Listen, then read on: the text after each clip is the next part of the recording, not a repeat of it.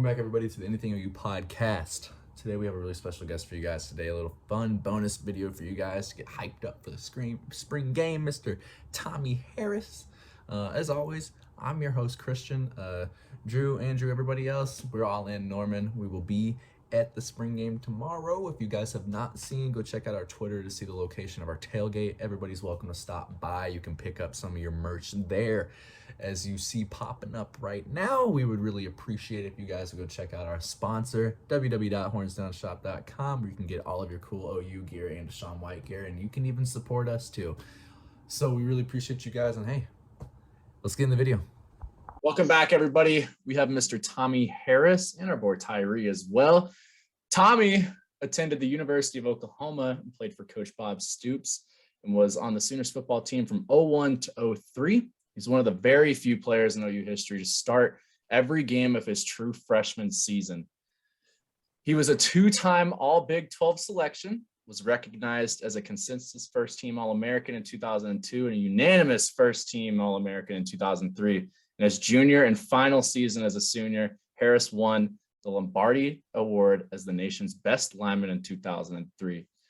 He was also named Sports Illustrated's All-Decade Team in 2009. First round, 14th overall draft pick in a 2004 NFL draft to the Chicago Bears, three-time Pro Bowl defensive tackle. Tom, man, how you doing? I'm good, brother. That's a lot. Yeah, that was a lot to kind of break down. I guess you were pretty successful in your career. I guess so. Well, hey, we're gonna go ahead and jump right into questions, man. And I kind of wanted to ask you this one. Where did you go to high school? And what was your recruiting process like? And why did you ultimately choose to come play for OU? A three-part question.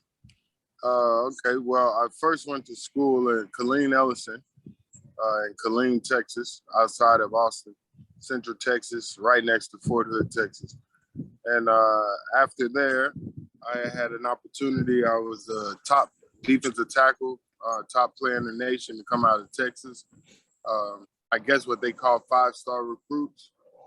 And I ended up picking University of Oklahoma over the University of Texas, the University of Louisiana, the University of A&M, and the University of Miami. So I went on and had a decent career at OU and had the opportunity to go play with the Bears, and the rest is history.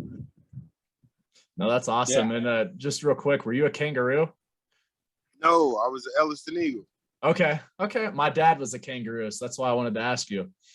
Yeah, no way. I was an Eagle. Yes, sir. So let's talk about this. Once you got to OU and you hit the ground running, we talked about before we got on here, how were you able to handle the pressure and the hype and be able to start as a freshman? Because back then, I don't know, Christian can probably remember, I don't know if he was too young, but freshmen did not start a whole heck of a lot in college football, in major college football, especially for a big-time program like Oklahoma. So talk about that, your first year at OU, and what that took to make that happen. Well, all I did was keep my head down. So I pretty much just worked my butt off. And I know my biggest key was no one was going to be able to outwork me. So I constantly just kept my head down and everything just ended up working out for myself. But I never even had a chance to look up and see what I was. I never read the papers. I never read I just heard people saying what everyone thought I was. I knew I always just had to stay focused on what I always wanted to become, and it was happening. For sure. Hey, and you got to play for arguably one of the most favorite Sooner coaches of all time, and Bob Stoops. What was it like getting to play for him? Oh, it was a blessing, man. Bob Stoops is, hindsight, looking at it now, like him being able to be named one of the top coaches in the ever coached college football. And I was able to have a chance to be under him. Like, as it was being made, it was special. Every day was special being around Coach Stoops. And you never knew what to expect. So it was just an honor. You had a chance to grow as a football player and also as a man. Yeah, that's awesome. So, like you said, you had a pretty okay career at OU, and that okayness, if you will, was able to get you drafted first round to the Chicago Bears. Give us your favorite or your best NFL story on or off the field. One of my favorite NFL stories would be it was my rookie year. We didn't make the playoffs, and it was the last game of the season, and it was us versus the Houston Texans, and it was -8 wind chill. I mean, it was, tears were freezing, snot was frozen on people's hands. Like, everybody had, all you saw was guys' eyes. Linemen usually don't wear gloves and all that, even when it's cold, but everybody looked like mummies. But one of the veteran O-linemen from the Houston Texans said, Tommy, he said, listen up. He said, we not going to the playoff. Y'all not going to the playoff. My stuff already packed, ready to go to vacation. How about we just shake and play pity pat all game? I said, what? He said, let's just play pity pat the whole game, man. He said, it's too cold to be out here doing this. He told me, I said, if you go fast, I'm going to go fast. I said, I'm going to go your speed. And we went ahead and we danced the whole day and got out of there, man. That's when I knew the NFL, it was a business. So I'm assuming that happened. That kind of stuff happened quite a bit, huh? Yeah. If you meet a guy across from you that's smart, if he's smart and he understands that, hey, man, we're not going to the playoffs no matter what we do. Like, let's just get this game over with, look busy, and go home. Yeah, for sure. So, Tommy, I'm sure you're aware that Coach Venables is back. What was it like having him as your defensive coordinator? And how excited are you to see him as the new head coach? I'm excited to see what he can do. I know him as a defensive coach, he's unbelievable. So just to see him be able to run the whole ship, I'm eager to see how he handles all of this. I know he'll do well at it, but just as I want to see him, I'm excited to see how he does. Well, hey, so you gave us your favorite NFL story. Do you have a favorite Coach Venables story that you would like to share? BV story? Oh, yeah. No, I don't. I just always remember him showing us film of him running off as the gunner at Kansas State and talking about leaving his feet. He taught the guys how to leave their feet when they tackle. Like, you gotta put a hole in that sucker. Like, always intense.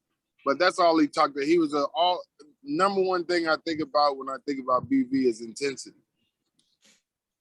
No, absolutely. That's what everyone else thinks about as well. Yeah. So, we know that all your experiences through college, NFL, things like that. What would be the best advice you would give to a young recruit or even a current player that's getting recruited or wanting to come to OU or just finding the right school? What would your best advice be to somebody like that? I think the number one thing is that you got to know that you're going to college and not your parents. So I think that's big too, to start cutting off the influence of this is 4 years or 5 years of your real life that you got to take in control. You got to start becoming a man.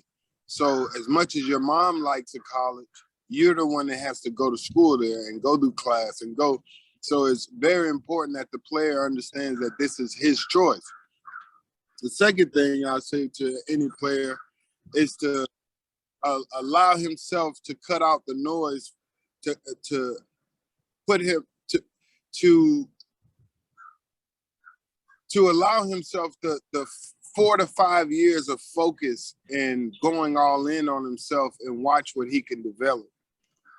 And how special it could be, because I didn't go to college to party. I went to school to take care of business, to take my family out of an economic deficit. I knew what the opportunity of football could do. And I'm not saying not go have fun and all that, but I'm just saying the more you can focus, the more money you can make in that opportunity. No, for sure. And That I think that goes for everybody as well, and not only just a recruit. But what has life after football been like? Kind of. I know you wrote a book, so what have you been up to other than that? And kind of tell us about your book.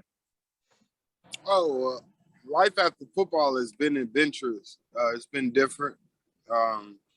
And I say it's like showing up to something as a novice. That's how I try to see life now, because it's not football.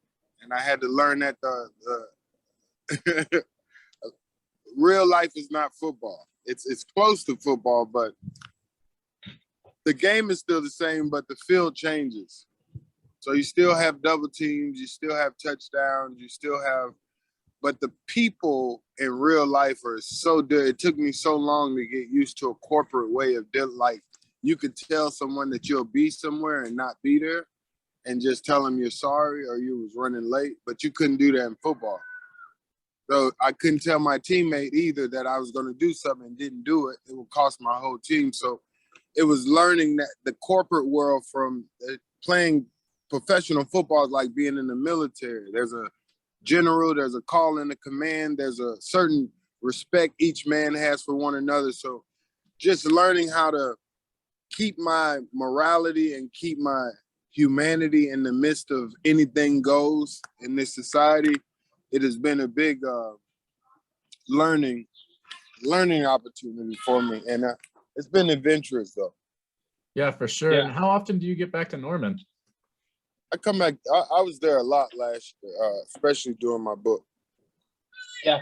So you mentioned your book, for example. I got a copy of it right here. I'm excited to read it, all that stuff. Talk about like how that all came about and why you wrote the book and kind of, the message behind it. Oh, well, endure was just a statement that I started to really live by, that helped me get out of bed every morning, helped me get up and not feel sad about my situation or all the trials and tribulations I've been through. But it was more of a statement for me to continue to, no matter what you go in this life, nothing grows without going through some type of phase, metamorphosis phase, some transformation phase. So all of us are getting older. Nobody gets younger.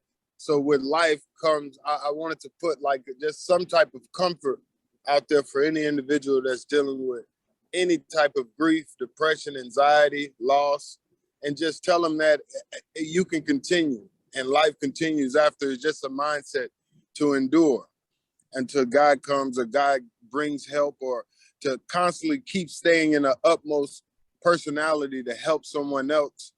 And things seem to get better in the midst of whatever trials you're going through. If you're going through whatever suffering you're going through, I proposition you to serve. And that's what enduring is for me, just constantly finding a way to serve someone and endure to the end. No, that's amazing, because it kind of gives off that, love life, love people, live life, and serve people as well. And I love that. Yeah, that's what it's all about, man. Life is a continuous effort of just becoming the greatest version of yourself each day. 100%. That's the purpose of it. Becoming a better. You should not be the same person you were in 5th grade and 7th grade, and people telling you still doing the same stuff you did 6 years ago. Life is about becoming a better and better version. Each day you wake up, you try to become a better version. And there's days and seasons where you're going to feel like crap, but you got to endure those seasons and you got to continue and believe that things will get better, things will turn around, and some way and somehow the light comes back on. Endure. Yeah, that's so good. And me personally, that's one of the reasons I bought the book, is because, I'm a man of faith too, and things like that. And I want to try to be the best version of myself and be the best example to the people around me and just be a servant leader. And I think one thing that I've learned, I'm a huge sports fan. I love football. One thing I've learned through this whole time is, you find your passion and you find what God has called you to do. And you just, be that light to people. And I think that's so good. And then, for people that haven't went out and got that book, I encourage them to do it. So That's good stuff. And don't just be the light to people, be light to people. Yeah. Right? Like a weight. Right? Be light to people. Like, you don't have to be heavy on like, you could be light to people. Bro.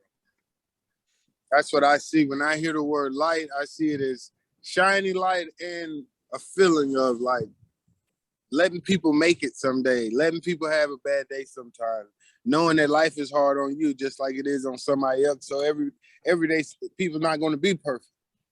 So can they trust that they could fail in front of you and they'll continue if they have a righteous person or a truthful person in front of them? Yeah. So here's a curveball for you. This is courtesy of Tyree. He told us to ask this question, but what was your first music credit?